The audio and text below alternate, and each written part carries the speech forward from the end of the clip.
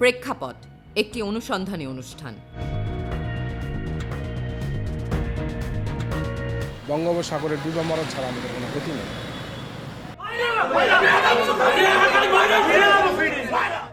এরকম হলে আমরা না খেয়ে থাকতে হবে, না খেয়ে পড়তে হবে। টাকাটা সব শেষে লস তো হবে আমানতকারীদের। যে ব্যাংকে টাকা, অথচ আমরা জীবনযাপন করছি মানবতার, আমরা এখন ফকিরের মতো জীবনযাপন করতেছি।